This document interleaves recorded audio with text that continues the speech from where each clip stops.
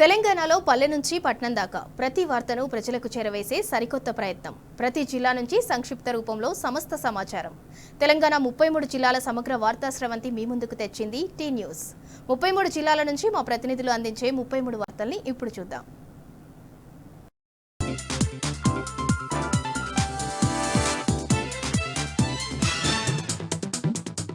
ఇక నల్గొండ జిల్లా వార్తలు ఒకసారి చూద్దాం. నల్గొండ, ఖమ్మం, వరంగల్ ఉపాధ్యాయ ఎమ్మెల్సీ ఎన్నికల నామినేషన్ల ప్రక్రియ కొనసాగుతుంది. ఈరోజు మంచి రోజు కావడంతో పెద్ద ఎత్తున నామినేషన్ దాఖలు చేశారు. ఈ నెల 10 వరకే చివరి తేదీ ఉండడంతో ఈరోజు పెద్ద ఎత్తున నామినేషన్ దాఖలు చేశారని ఆర్ఓ అధికారి ఇలా త్రిపాఠి తెలపడం జరిగింది. ఈ నెల 11న స్క్రూటినీ, 13 విత్డ్రాయల్స్, ఈ నెల 27న పోలింగ్ నిర్వహించి వచ్చే నెల 3వ తారీఖున కౌంటింగ్ నిర్వహించేలాగా సమాంతరంగా ఏర్పాట్లు చేస్తున్నామని కూడా నల్గొండ జిల్లా కలెక్టర్ ఆర్ఓ అధికారి ఇలా త్రిపాఠి తెలిపారు. ఈ నియోజకవర్గంలో 25,000 మంది ఉపాధ్యాయులు ఓటుకు వినియోగించుకోబోతున్నారని కూడా ఆమె సందర్భంగా తెలిపారు. ఇక మరొక వార్త విషయానికి వస్తే నల్గొండ జిల్లా చెరువుగట్టు పార్వతీ జిల్లా రామలింగేశ్వర స్వామి ఆలయంలో అంగరంగ వైభవంగా వార్షిక బ్రహ్మోత్సవాలు జరుగుతూ ఉన్నాయి. బ్రహ్మోత్సవాల భాగంగా ఈరోజు వేకోజామున అగ్నిగుండాల కార్యక్రమం నిర్వహించారు. ఆలయం అంతా కూడా శివసత్తులతో శివనామస్మరణతో మారుమవుతోంది. శివనామస్మరణతో పెద్ద ఎత్తున నిపులపై నడుస్తూ భక్తులందరూ తమ భక్తిభావాన్ని పెంపొందించుకున్నారు. ఇక మరొక వార్త విషయానికి వస్తే మునుగోడు నియోజకవర్గం ఏదైతే మరుగుడ సంబంధించినటువంటి చెర్లగూడ రిజర్వాయర్ సంబంధించినటువంటి భూ నిర్వాసితులు కన్నీరు మున్నీరుగా విలిపిస్తూ ఉన్నారు. తమకు ఎలాంటి ప్యాకేజ్ ఇవ్వకుండా, పునరావాసం కల్పించకుండా, ఇళ్ల స్థలాలు ఇవ్వకుండా తమ గ్రామాన్ని బలవంతంగా ఖాళీ చేయిస్తున్నారంటూ కూడా చెర్లగూడ రిజర్వాయర్ బాధితులు వాపోవడం జరిగింది. ఈరోజు ప్రాజెక్టు వద్ద చేరుకొని ప్రాజెక్టు పనులను కూడా అడ్డుకున్నారు. దాదాపు గ్రామంలో 100 మంది వరకు కూడా ఇళ్ల స్థలాలు ఇవ్వలేదు, R&R ప్యాకేజ్ ఇవ్వలేదు. కానీ రాత్రికి రాత్రి కాంట్రాక్టర్లు, అధికారులు వచ్చి తమ గ్రామంలో విద్యుత్ స్తంభాలను కొలుగొట్టి తమ ఇల్లు కొలుగొట్టేటువంటి ప్రయత్నం చేస్తున్నారు కూడా వాళ్ళు వాపడం జరిగింది. తమ ప్రాణాలు పోయినా సరే తమ పునరావాసం ఇచ్చేదాకా గ్రామాలు ఖాళీ చేసేది లేదని కూడా వాళ్ళు ఈ సందర్భంగా అల్టిమేటం జారీ చేశారు. ఇక సూర్యాపేట జిల్లా వార్తలు ఒకసారి చూద్దాం. సూర్యాపేట జిల్లాలో నకిలీ విత్తనాలతో నష్టపోయినటువంటి రైతులు బోరున విలిపిస్తూ ఉన్నారు. సూర్యాపేట, పెనుపహాడు, మోతే మండలాలకు సంబంధించినటువంటి వందలాది మంది రైతులు నకిలీ విత్తనాల బారిన పడి ఈ పంట అంతా కూడా నష్టపోయి విల్లాడుతూ ఉన్నారు. ప్రధానంగా పెనుపహాడు మండలంలోని కొన్ని గ్రామాల్లో అయితే 45 రోజులకే పొలం అంతా కూడా ఇనిపోయి తాలుగా మారిపోయి సర్వస్వం కోల్పోయారు రైతులందరూ కూడా. ఈ ఘటన పట్ల పలు రాజకీయ పార్టీలు కూడా స్పందించాయి. వెంటనే నకిలీ విత్తనాలు అమ్మినటువంటి ఏజెంట్ల పట్ల, దళారుల పట్ల కఠినంగా వ్యవహరించాలి, వారికి పీడియాక్ట్ నమోదు చేసి మరొకసారి నకిలీ విత్తనాలు అమ్మకుండా చర్యలు తీసుకోవాలని కూడా పలు రాజకీయ పార్టీలు డిమాండ్ చేశారు. ప్రధానంగా నష్టపోయినటువంటి రైతులకు ప్రధానంగా పునరావాసం సంబంధించి అదేవిధంగా నష్టపరిహారం చెల్లించాలని కూడా ఈ సందర్భంగా పలు రాజకీయ పార్టీలు డిమాండ్ చేశాయి.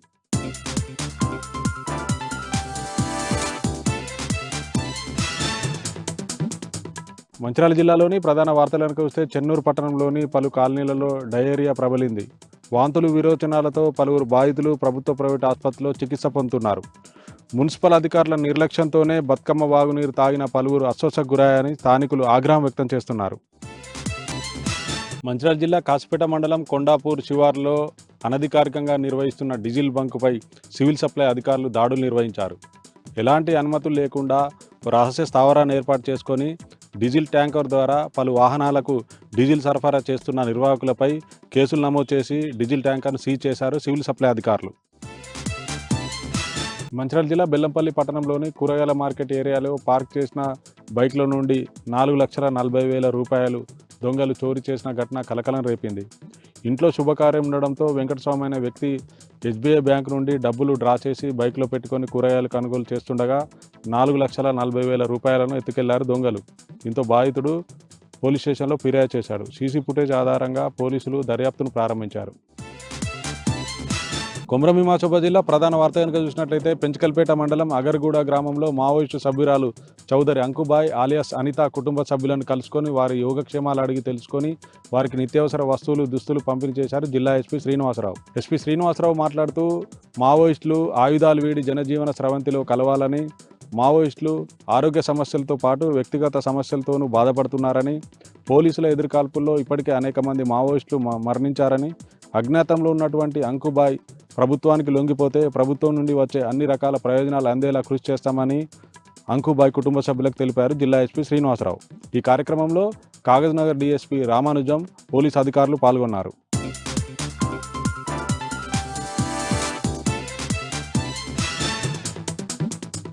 పెద్దపల్లి జిల్లాకు సంబంధించి ఈరోజు ప్రధాన వార్తలు చూసుకున్నట్లయితే రామగుండం పోలీస్ కమిషనరేట్ భవన్లో నూతనంగా నిర్మించినటువంటి MTO కార్యాలయాన్ని, పోలీస్ క్వార్టర్స్ను, అలాగే పోలీస్ గార్డ్స్ యొక్క నూతన బ్యారక్ను రామగుండం సిపి శ్రీనివాసులు ప్రారంభించారు. అనంతరం గత నెల రోజుల నుండి కూడా పోలీసులకు వృత్తి వృత్తిపరంగా వృత్తి నైపుణ్య శిక్షణ ముగింపు వేడుకల్లో భాగంగా పోలీసుల యొక్క నూతన ప్రత్యేకంగా ఏర్పాటు చేసినటువంటి నూతన వాహనంలో రామగుండం సిపి శ్రీనివాస్ గారు పోలీసులచే గౌరవ వందనాన్ని స్వీకరించారు. ఈ సందర్భంగా ఆయన మాట్లాడుతూ పోలీసులు నిత్యం సమాజంలో జరుగుతున్నటువంటి అక్రమాలను అంచివేసే ధ్యేయంగా ప్రతి ఒక్కరు కూడా ప్రతిరోజు కూడా శారీరక దేహ దారుఢ్యాన్ని కలిగి ఉండాలి, అలాగే మానసిక ప్రశాంతత కలిగి ఉండాలి, ఫిట్నెస్ను తప్పనిసరిగా మెయింటైన్ చేయాలంటూ కూడా పోలీసులకు సిపి శ్రీనివాసులు సూచించారు. అంతేకాకుండా మహిళా ప్రొటెక్షన్ ఫోర్సు సందర్భంగా కూడా ప్రతి ఒక్కరు కూడా అవగాహన కలిగి ఉండాలి. ప్రతి ఒక్క పోలీస్ సిబ్బంది కూడా క్షేత్రస్థాయిలో కూడా తమ పరిధిలో జరుగుతున్నటువంటి నేరాలపైన కూడా ఒక నిఘా వేస్తూనే మరొక విధంగా ఆ నేరాలను నియంత్రించే విధంగా తగిన జాగ్రత్తలు తీసుకుంటూ, అలాగే ప్రతి ఒక్క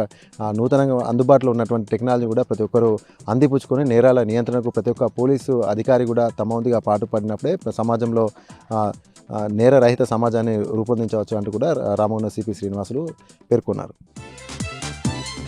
అలాగే మరొక ప్రధాన వార్త చూసుకున్నట్లయితే పెద్దపల్లి మున్సిపల్ పాలకవర్గం పదవి కాలం ముగిసిన నేపథ్యంలో మాజీ మున్సిపల్ చైర్మన్ దాసరి మమతతో పాటుగా కూడా కౌన్సిల్ అందరూ కూడా పాలకవర్గాన్ని అందరికీ కూడా మాజీ ఎమ్మెల్యే దాసరి మనోహర్ రెడ్డి ఆత్మీయ సమ్మేళనం ఏర్పాటు చేసి వారికి శాలువాతో సత్కరించి జ్ఞాపికలను అందజేశారు. ఈ సందర్భంగా దాసరి మనోహర్ రెడ్డి మాట్లాడుతూ బీఆర్ఎస్ పాలనలో అనేక పెద్దపల్లి పట్టణము మున్సిపల్ శాఖ ఆధ్వర్యంలో పాలకవర్గం యొక్క పూర్తి సహకారంతో పెద్దపల్లి పట్టణం చాలా అభివృద్ధి చెందిందంటూ కూడా ఆయన తెలిపారు. అంతేకాకుండా పెద్దపల్లి పట్టణ అభివృద్ధికి బీఆర్ఎస్ హయాంలోనే కోట్లాది రూపాయలు వెచ్చించినటువంటి బీఆర్ఎస్ నాటి ముఖ్యమంత్రి కేసీఆర్ గారికి ఈ సందర్భంగా ఆయన కృతజ్ఞతలు తెలిపారు. అంతేకాకుండా పట్టణ అభివృద్ధిలో భాగంగా పాలకవర్గంలో ఉన్న ప్రతి ఒక్కరి సహాయ సహకారాలతోనే పట్టణం మరింత అభివృద్ధి చెందిందంటూ కూడా ఆయన వ్యాఖ్యానించారు. రానున్న రోజుల్లో కూడా పెద్దపల్లి పట్టణానికి మరింత మంచి పేరు తీసుకురావడం ప్రతి ఒక్కరు కూడా తమ వంతు కృషి చేయాలంటూ కూడా ఆయన ఈ సందర్భంగా సూచించారు.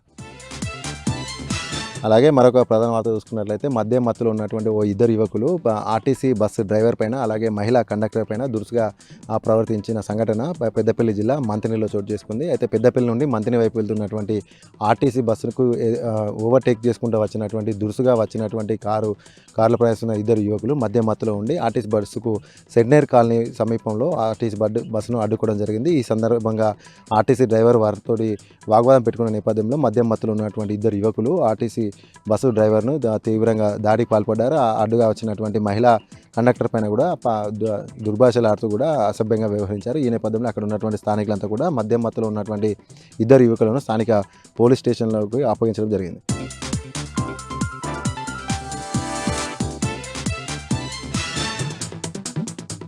ఇక ఈరోజు నాగర్ కర్నూలు జిల్లా ప్రధాన వార్తలు చూసినట్టయితే నిన్న బాలానగర్లో గురుకులంలో 10వ తరగతి విద్యార్థి ఆరాధ్య అనుమానాస్పద మృతి చెందడంతో ఆమె స్వగ్రామమైనటువంటి వెల్దండ మండలం చొక్కన్నపల్లిలో ఈరోజు బీఆర్ఎస్ రాష్ట్ర నేత ఆర్ఎస్ ప్రవీణ్ కుమార్తో పాటు మాజీ MLA Jaipal Yadav, food commission chairman గోలి శ్రీనివాసరెడ్డి, మిషన్ భగీరథ రాష్ట్ర మాజీ వైస్ చైర్మన్ ఉప్పల వెంకటేష్తో పాటు జడ్పీటీసీ విజితారెడ్డి వీరంతా కలిసి కూడా అమ్మాయి ఆరాధ్య మృతదేహానికి నివాళులర్పించి వాళ్ళ కుటుంబ సభ్యులను పరామర్శించినటువంటి పరిస్థితి. అనంతరం వారికి ఒక 50,000 రూపాయలు కూడా ఆర్థిక సహాయం అందించారు. ఈ సందర్భంగా డాక్టర్ ఆర్ఎస్ ప్రవీణ్ కుమార్ మాట్లాడుతూ 420 రోజులు అయి కాంగ్రెస్ ప్రభుత్వం వచ్చినప్పటికీ కూడా ఇప్పటికి కూడా విద్యాశాఖ మంత్రి లేకపోవడం దురదృష్టకరం అని చెప్పేసి, ఇప్పటికే రాష్ట్రంలో 56 మంది విద్యార్థులు మృత్యువాత పడ్డారని చెప్పేసి, దేశంలోనే విద్యాశాఖ మంత్రి లేనటువంటి రాష్ట్రం ఏదైనా ఉందంటే అది తెలంగాణ రాష్ట్రమే అని చెప్పేసి, ఇప్పటికైనా ప్రభుత్వం స్పందించి విద్యార్థుల గురుకులాల్లో ఉన్నటువంటి ఇబ్బందులను గుర్తించి అని చెప్పేసి, లేని పక్షంలో బీఆర్ఎస్ పార్టీ పెద్ద ఎత్తున కూడా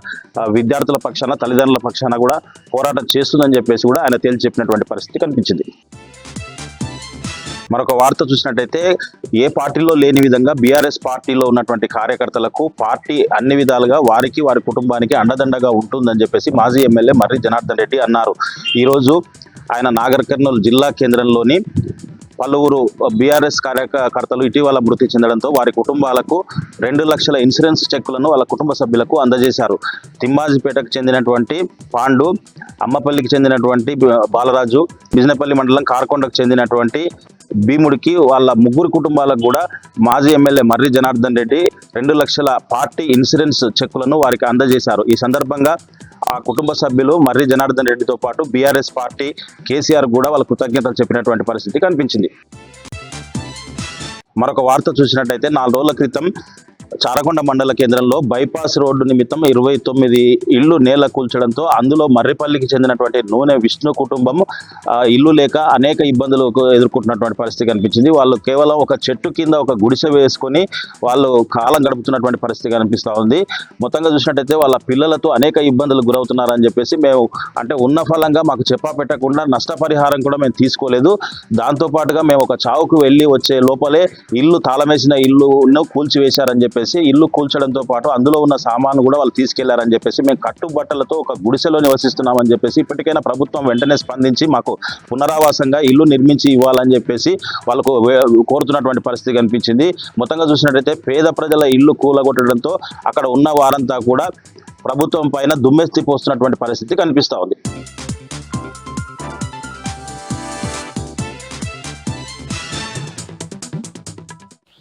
జగిత్యాల జిల్లా నుంచి ఇవాళ వార్తలు ఒకసారి పరిశీలిస్తే జగిత్యాల జిల్లా కేంద్రంలో ఇవాళ ఏసీబీ దాడులు కొనసాగాయి. ఎందుకంటే డిప్యూటీ కమిషనర్గా పనిచేస్తున్నటువంటి పుప్పాల శ్రీనివాస్ అనే వ్యక్తి వరంగల్లో డిప్యూటీ ట్రాన్స్పోర్ట్ కమిషనర్గా పనిచేస్తున్నారు. ఆయన నివాసం జగిత్యాల జిల్లా కేంద్రం. దీంతో ఇవాళ ఇక్కడ కూడా తనిఖీలు కొనసాగాయి. ఆదాయానికి మించి ఆస్తుల కేసులో పెద్ద ఎత్తున కూడా సోదాలు కొనసాగగా ఇప్పటివరకు 50 కోట్ల వరకు ఉన్నట్టు అనధికారికంగా తెలిసింది. మరి జగిత్యాల జిల్లా కేంద్రంలోనే ఆయన నివాసం ఉండడము, పెద్ద ఎత్తున కూడా డబ్బు పట్టుబడినట్టు అయితే ఇప్పటివరకు మనకు ప్రాథమికంగా తెలుస్తుంది. మరి అసలు ఎంత నగదు పట్టుబడింది, ఎంత ఉంది, ఆదాయానికి మించి ఆస్తుల కేసులో ఆయన ప్రాపర్టీస్ ఎక్కడెక్కడ ఉన్నాయని మాత్రము పూర్తి స్థాయిలో తెలియాల్సి ఉంది. మరొక వార్త, పెట్రోల్ బంక్లో 2 రోజుల క్రితము తీవ్ర ఘర్షణ జరిగిన విషయం మనకు తెలిసిందే. 100 రూపాయల పెట్రోల్ పోసుకున్నటువంటి ఒక వ్యక్తికి పూర్తి స్థాయిలో పెట్రోల్ రాకపోవడంతో ఆయన కుటుంబ సభ్యులు ఆయన కూడా తీవ్ర ఆందోళన చేయగా ఆయనకు డబ్బులు వాపసు ఇచ్చినట్టు మనకు తెలుస్తోంది. అయితే ఎవరైతే అధికారులు ఉన్నారో సంబంధిత శాఖ వాళ్ళు ఎంక్వైరీ చేసినప్పటికీ కూడా మరి బంకు యాజమాన్యంపై ఇలాంటి చర్యలు తీసుకోవడం అయితే కాస్త ఆందోళన కలిగిస్తోంది. మరి ఎందుకు చర్యలు తీసుకోవట్లేదు అధికారులు తప్ప, మరి ఈ సంబంధిత యాజమాన్యమే నిర్లక్ష్యంగా వ్యవహరిస్తున్నారా, మరి ఎందుకు ఈ రకమైన పరిస్థితి కొనసాగుతుందో తెలియాల్సి ఉంది. ఇవి జిల్లా వ్యాప్తంగా ఉన్నటువంటి వార్తలు.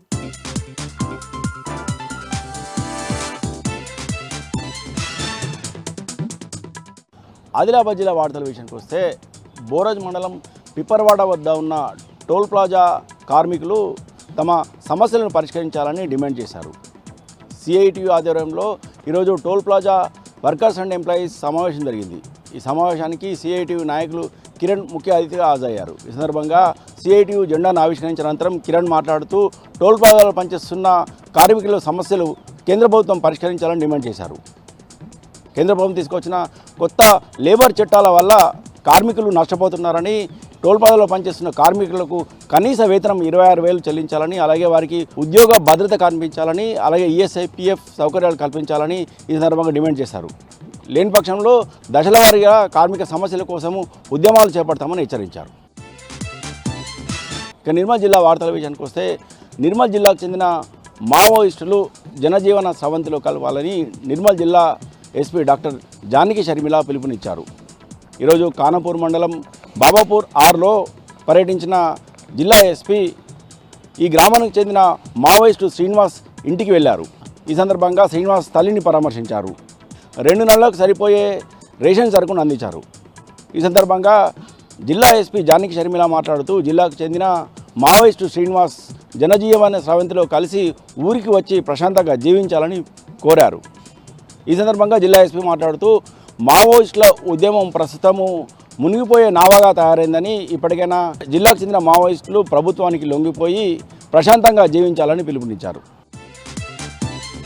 ఇక మరో వార్తా విషయానికి వస్తే బాసరలోని IIITలో విద్యార్థులు మరోసారి ఆందోళన బాట పట్టారు.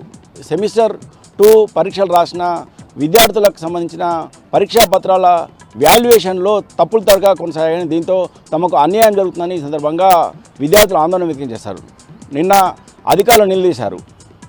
వాల్యుయేషన్లో పొరపాట్లను సరిదిద్దాలని, మరోసారి వాల్యుయేషన్లో పొరపాటు లేకుండా చర్యలు చేపట్టాలని, పరీక్షా పత్రాల వాల్యుయేషన్లో పొరపాట్లు చేసిన వారిపై కఠినంగా చర్యలు తీసుకోవాలని, ఇట్లాంటి పొరపాట్లు వారు జరగకుండా యూనివర్సిటీ అధికారులు చర్యలు తీసుకోవాలని సందర్భంగా విద్యార్థులు డిమాండ్ చేశారు.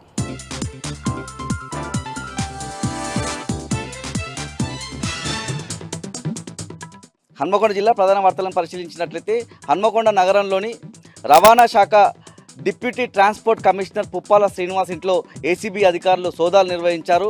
ఆదాయం కన్నా ఆస్తులు ఎక్కువగా ఉన్నాయన్నటువంటి ఆరోపణల నేపథ్యంలో ఉదయం నుంచే ప్రత్యేకమైన టీములుగా ఏర్పడి హన్మకొండతో పాటు హైదరాబాద్, కరీంనగర్, జగిత్యాల లాంటి ప్రాంతాల్లో శ్రీనివాస్ ఇల్లుతో పాటు శ్రీనివాస్ బంధువుల ఇళ్లలోనూ సోదాలు నిర్వహించిన పరిస్థితి కనిపిస్తూ ఉంది. ముఖ్యంగా 50 కోట్ల పైచిలకు అక్రమ ఆస్తులు సంపాదించినట్లుగా ఆరోపణలు వచ్చిన క్రమంలో ఈ సోదాలు జరిగినట్లుగా తెలుస్తోంది. మహబూబాబాద్ జిల్లా ప్రధాన వార్తలను పరిశీలించినట్లయితే గూడూరు మండలం దామరవంచలోని ప్రభుత్వ గురుకుల సాంఘిక సంక్షేమ బాలుర పాఠశాలలో ఫుడ్ పాయిజన్ చోటు చేసుకుంది. నిన్న రాత్రి భోజనంలో భాగంగా అన్నంతో పాటు ఏదైతే కాకరకాయ, సాంబార్, బొబ్బర్లు కూడా తిన్నట్లు తెలుస్తూ ఉంది.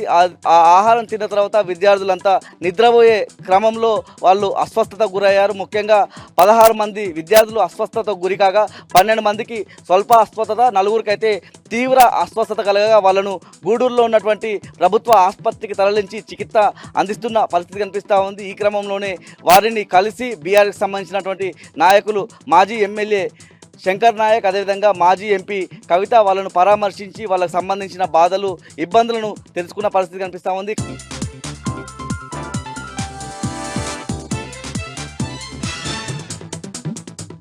ఉమ్మడి మెదక్ జిల్లాలో ఈరోజు ప్రధాన వార్తలు ఈ విధంగా ఉన్నాయి. ముఖ్యంగా సిద్దిపేట జిల్లా వార్తలు వచ్చేసరికి సిద్దిపేట జిల్లా చిన్నకోడూరు మండలంలోని వివిధ గ్రామాలకు పూర్తి స్థాయిలో సాగునీరు అందించడం కోసం మాజీ మంత్రి హరీష్ రావు చేసినటువంటి కృషి ఫలించింది. ముఖ్యంగా చిన్నకోడూరు మండలం రంగనాయక సాగర్కి సంబంధించిన ప్రధాన కాలువ నుంచి మాచాపూరు, ఎల్లాయపల్లి గ్రామాల్లోని చెరువుల్లోకి సాగునీరు అందించడం కోసం ప్రత్యేకంగా ఏర్పాటు చేసినటువంటి పైప్ లైన్ కాలువల ద్వారా ఈరోజు నీళ్లు వెళ్లడం ప్రారంభమైంది. గత కొంతకాలంగా రైతులు భూములు ఇవ్వకపోవడంతో ఆయా ప్రాంత రైతులకు నీళ్లు అందని పరిస్థితి నెలకొన్నది. ఈ నేపథ్యంలో రైతులు ఆందోళన వ్యక్తం చేశారు. ఈ నేపథ్యంలో రైతులతో ప్రత్యేకంగా హరీష్ రావు చర్చలు జరిపి వాళ్ళకు అవసరమైనటువంటి ఆర్థిక సహాయాన్ని పూర్తి స్థాయిలో ఆయనే అందించడంతో పాటు పైప్ లైన్ల ఏర్పాటు కూడా ఆయనే చొరవ చూపి తన సొంత ఖర్చులతో పైప్ లైన్ నిర్మింపజేశారు. ఈ నేపథ్యంలో రంగనాయక సాగర్ ప్రధాన కాలువ నుంచి ఈరోజు ఎల్లాయపల్లి అట్లాగే మాచాపూర్ చెరువుల్లోకి నీళ్లు వెళ్లడం ప్రారంభమైంది. ఈ నేపథ్యంలో రైతులు అక్కడ సంబరాలు వ్యక్తం చేస్తూ మాజీ మంత్రి హరీష్ రావు అట్లాగే కేసీఆర్ చిత్రపటాలకు పాలాభిషేకం చేశారు. ఇక సిద్దిపేట రూరల్ మండలం రావురూకుల నుంచి సిద్దిపేట మండలం పుల్లూరు బండచెర్ల చెరువులోకి కూడా నీళ్లు వెళ్ళడానికి అవసరమైనటువంటి కాలువల తవ్వకం ఈరోజు ప్రారంభమైంది. మాజీ మంత్రి హరీష్ రావు ఈ కాలువల తవ్వకానికి ప్రత్యేకంగా చొరవ చూపి ఆయన సొంత ఖర్చులతో కాలువలు తవ్విస్తున్నారు. ఇక ఇబ్రహీం నగర్కు సంబంధించిన ప్రధాన కాలువ నుంచి సికింద్రాపూర్, మల్లారం గ్రామాలకు సాగునీరు అందించేటువంటి కాలువల నిర్మాణం కూడా హరీష్ రావు చొరవ చూపి చేశారు. ప్రత్యేకంగా తన సొంత ఖర్చులతో ఈ కార్యక్రమాన్ని చేపట్టారు. ఈ రోజు అక్కడికి కూడా నీళ్లు వెళ్లడం ప్రారంభమైంది. దాదాపు 15 గ్రామాలకు నీళ్లు వెందడానికి, సుమారు 1500 ఎకరాల ఆయకట్టుకు నీళ్లు అందడానికి హరీష్ రావు కృషి ఫలితంగా నీళ్లు అందే అవకాశం ఏర్పడింది. ఇక సిద్దిపేట నియోజకవర్గంలోని పలు గ్రామాల్లో మాజీ ముఖ్యమంత్రి కేసీఆర్ బర్త్డే సందర్భంగా క్రీడా పోటీలు ప్రారంభమవుతున్నాయి. అందులో భాగంగా నంగునూరు, చిన్నకోడూరు, సిద్దిపేట మండలాల్లో ప్రధానంగా వాలీబాల్, క్రికెట్ పోటీలు ప్రారంభం కాబోతున్నాయి. అందుకు ఏర్పాట్లు జరుగుతున్నాయి. ఇక మెదక్ జిల్లా వార్తలు వచ్చేసరికి మెదక్ జిల్లా రామాయంపేట ప్రాంతానికి సంబంధించి తూప్రాన్ మండలం యావాపూర్కు సంబంధించి ఒక ఫామ్ హౌజుల్లోకి అక్రమంగా నీళ్లను పైప్ లైన్ల ద్వారా తరలిస్తున్న విషయాన్ని రైతులు, స్థానికులు గమనించి ఆందోళనకు దిగారు. ఈ రైతులకు అందాల్సిన నీళ్లని ఫామ్ హౌస్లోకి అక్రమంగా తరలించడం సరైంది కాదని వాళ్ళు ఆందోళన చేసిన నేపథ్యంలో ఇరిగేషన్ అధికారులు అక్కడికి వచ్చి పరిశీలన చేశారు. ఆ నీళ్లను తరలింపులు ఆపాలని చెప్పి రైతులంతా కూడా డిమాండ్ చేస్తున్నారు. ఇరిగేషన్ అధికారులు కూడా అందుకు అవసరమైనటువంటి చర్యలు తీసుకుంటామని చెప్పి హామీ ఇచ్చారు. ఇవి ప్రధానంగా ఈరోజు ఉమ్మడి మెదక్ జిల్లాలో ఉన్న వార్తలు.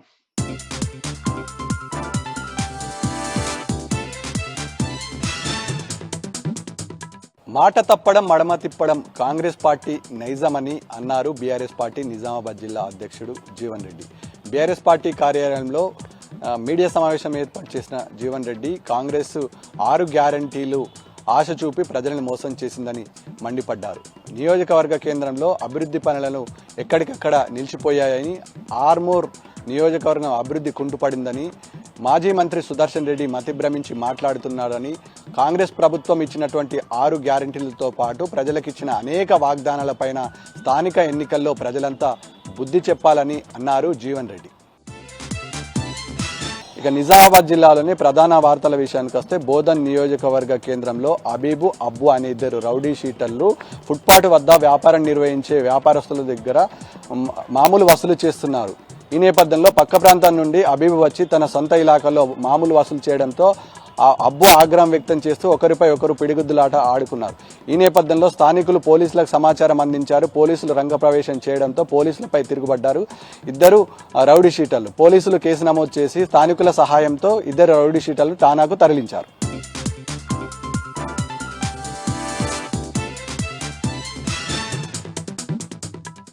ఇవాళ ఉమ్మడి ఖమ్మం జిల్లా వార్తలు ఒకసారి గమనిస్తే భారతీయుల పట్ల అగ్రరాజ్యం అమెరికా వ్యవహరిస్తున్నటువంటి తీరును నిరసిస్తూ పీడీఎస్ ఆధ్వర్యంలో ఖమ్మం పీజీ కాలేజ్ ఎదుట పెద్ద ఎత్తున ఆందోళన కార్యక్రమం నిర్వహించారు. ట్రంప్ దిష్టి బొమ్మను దగ్ధం చేశారు. వినూత్నంగా ట్రంప్ మాస్కులు ధరలించి సంఖ్యలు వేస్తూ ముందుకు తరలినటువంటి ఒక ర్యాలీ కార్యక్రమాన్ని తీసుకున్నారు. చదువుల కోసం ఉద్యోగార్థాల కోసం అమెరికా వెళ్ళినటువంటి భారతీయుల పట్ల అవమానకరంగా వ్యవహరిస్తూ దొంగల్లాగా బందిపోట్లలాగా చేతులకు సంఖ్యలు వేసి భారతదేశం తరలించడాన్ని పీడీఎస్ తీవ్రంగా ఖండించింది.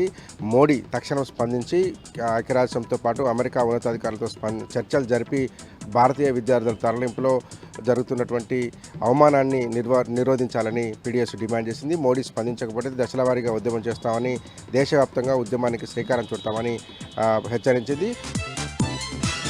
బీఆర్ఎస్ పార్టీ ఎమ్మెల్సీ జిల్లా పార్టీ అధ్యక్షులు తాతా మసూదన్ కారపల్లి మండలంలో పర్యటించారు. మండల పార్టీ నాయకుడు మాజీ జెడ్పీటీసీ జగన్ ఇటీవల రోడ్డు ప్రమాదంలో గాయపడడంతో ఆయన పరామర్శించారు. అక్కడే మీడియాతో కూడా మాట్లాడారు. రాబోయే కాలంలో జరిగేటువంటి స్థానిక సంస్థల ఎన్నికల్లో బీఆర్ఎస్ పార్టీ అఖండ విజయం సాధించబోతుందని, ప్రతి మండల గ్రామ స్థాయి నాయకులందరూ కూడా ప్రజలతో అనుసంధానమై ఉండాలని, ఎక్కడికక్కడ సమావేశాలు నిర్వహించుకోవాలని, బీఆర్ఎస్ జిల్లా పార్టీ పక్షాన కూడా మండలవారీగా కార్యక్రమాలు నిర్వహిస్తామని ఆయన సూచించారు. దాంతోపాటు కాంగ్రెస్ ప్రభుత్వం అలవిగాని హామీలు ఇచ్చి అధికారంలోకి వచ్చిందని, ఇవాళ ప్రజల్లోకి వెళ్ళలేక కాంగ్రెస్ నాయకులు ఇళ్లకే పరిమితం అవుతున్నారని, తొందరలోనే కాంగ్రెస్ నాయకులను ప్రజలు తరిమేటువంటి రోజులు వస్తాయని కూడా తాతా మోస్తూనే హెచ్చరించారు. భద్రాద్రి కొత్తగూడెం జిల్లా కొత్తగూడెంలో ఉన్నటువంటి సింగరేణి ప్రధాన కార్యాలయం ఎదుట డిపెండెంట్ ఉద్యోగ బాధితుల ఆధ్వర్యంలో పెద్ద ఎత్తున ఆందోళన కార్యక్రమాన్ని నిర్వహించారు.